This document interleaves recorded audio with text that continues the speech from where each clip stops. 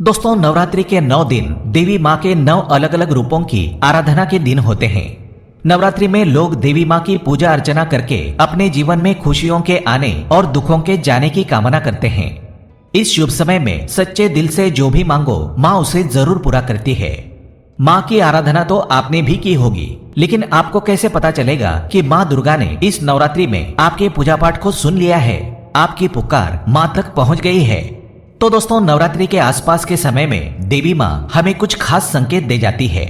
इन संकेतों से आप जान सकते हैं कि माँ आपकी उपासना से प्रसन्न है।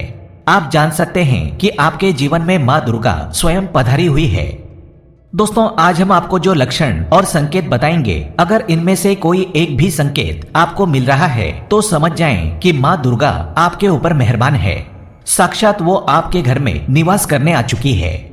दोस्तों, सच्चे दिल से की गई पुकार माता रानी जरूर सुनती है। तो अगर आप माँ के सच्चे भक्त हैं तो कमेंट बॉक्स में जय माता दी जरूर लिखें। उनका नाम लेने का एक भी मौका ना छोड़ें। दोस्तों, प्राचीन काल से ही ऋषि मुनियों ने आराधना के लिए दिन की अपेक्षा रात को अधिक महत्व दिया है। इसी कारण दिवाली, शिवरात्रि और नवरात्रि आदि पर्वों को रात में मनाने की परंपरा रही है। नवरात्रि में शक्ति स्वरूपिणी माँ दुर्गा कैलाश से धरती पर पधारती है।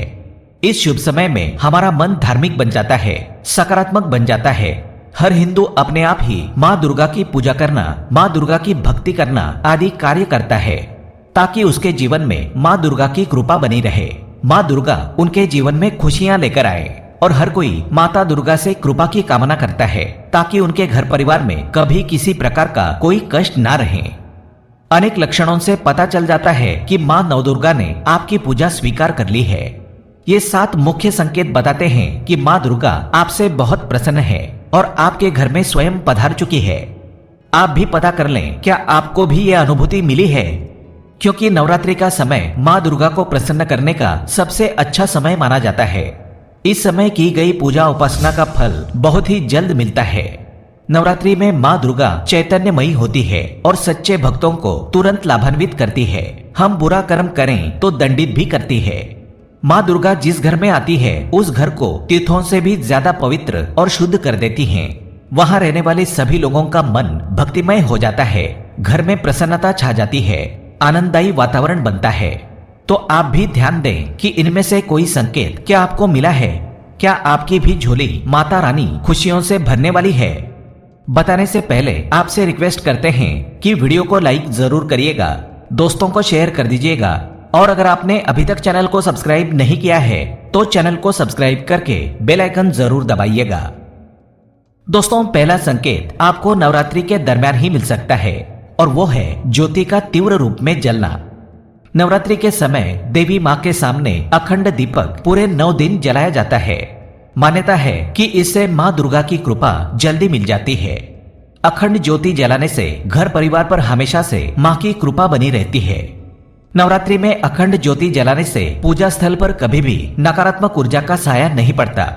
शास्त्रों के अनुसार जिस समय तक अखंड ज्योति प्रज्वलित करने का संकल्प लिया है उससे पहले वो बुझनी नहीं चाहिए।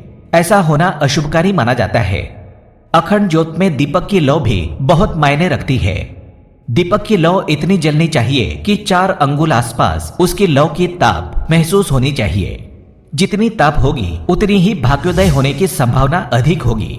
लेकिन अगर ज्योति की लौ अपने आप तीव्र गति से जलने लगे तो समझ जाएं कि ज्योति के समक्ष स्वयं माता रानी खड़ी है और आपको भी अंतर्मन में माता रानी के उपस्थित होने का एहसास हो जाएगा। तो ये संकेत बताता है कि माता रानी आपके घर पधार चुकी है।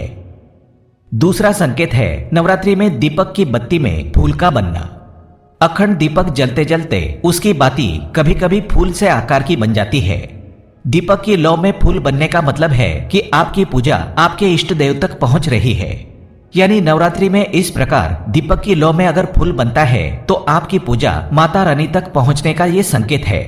माँ की कृपा दृष्टि आपके ऊपर जरूर बनेगी।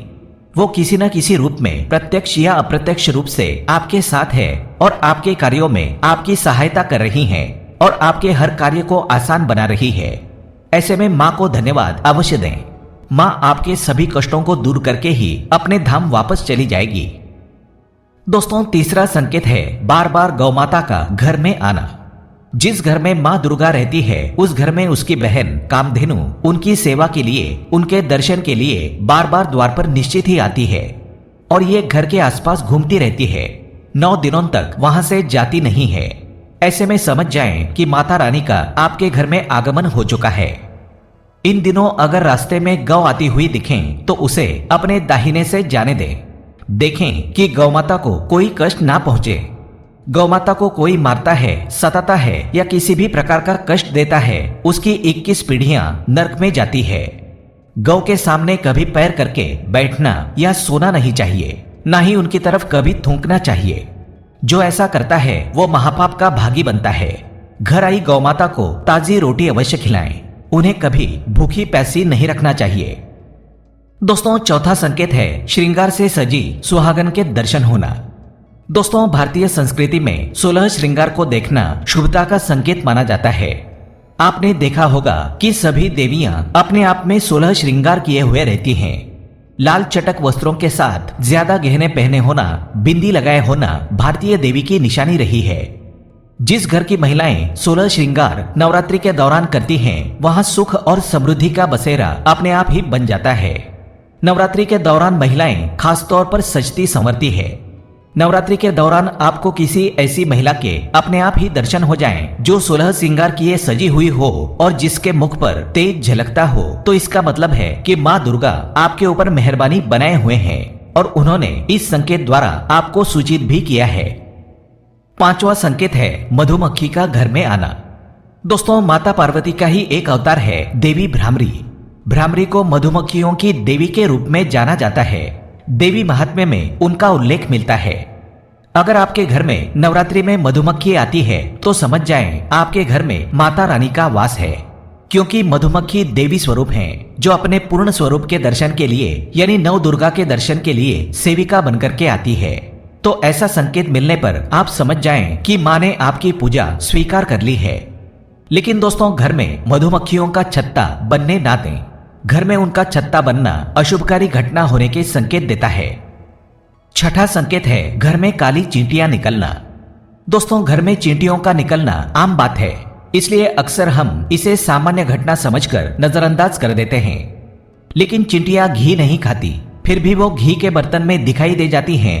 जहां आपने सफाई की है वहां भी अचानक चींटियां नजर आने लगती हैं। तो इस तरह घर में अचानक काली चींटियां दिखाई देने लगे तो ये एक शुभ संकेत है।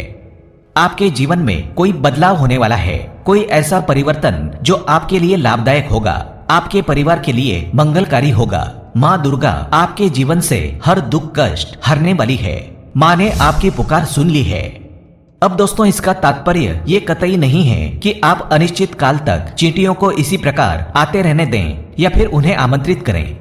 आप उनके स्वागत में आटा डालना शुरू कर दें। ऐसा करने से माता रानी को पता चल जाएगा कि आप तक उनका संकेत पहुंच चुका है। फिर चींटियां अपने आप वापस लौट जाएंगी। दोस्तों, 7वां संकेत है फटे कपड़े पहने कोई याचक द्वार पर आना।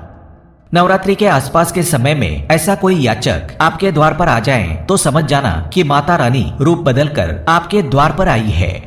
दोस्तों, नवरात्रि में कोई भी याचक आए तो उसे खाली हाथ मत जाने देना, क्योंकि स्वयं माता रानी परीक्षा लेने के लिए हमारे घर में याचक बनकर के आती है। तो दोस्तों, ये मुख्य 7 संकेत बताते हैं कि माता रानी आपकी पूजा उपासना से प्रसन्न है और अब आपका जीवन उनकी छत्र छाया में पलेगा। दोस्तों, इनके अलावा कुछ और संकेत नवरात्रि पर मिलते हैं जिनसे आप जान सकते हैं कि आपका आने वाला समय कैसा होगा। मान्यता है कि नवरात्रि पर जो जौ उगाई जाती है वो भविष्य से संबंधित कुछ बातों का हमें संकेत देती है। दोस्तों, आमतौर पर बोया गया जौ 2-3 दिनों में अंकुरित हो जाता है, लेकिन अगर ये ना उगे तो भविष्य में आपके लिए अच्छे संकेत नहीं है, यानी कि आपको कड़ी मेहनत करने के बाद ही सफलता प्राप्त होगी। अगर उगने वाले जौ का रंग नीचे से आधा पीला और ऊपर से आधा हरा हो तो इसका मतलब है कि आपके आने वाले साल का आधा समय ठीक रहेगा। अगर वहीं जौ का रंग नीचे से आधा हरा है और ऊपर से आधा पीला है तो इसका मतलब है कि आपके अगले साल का शुरुआती समय अच्छे से बीतेगा, लेकिन बाद में आपको परेशानियां झेलनी पड़ सकती हैं।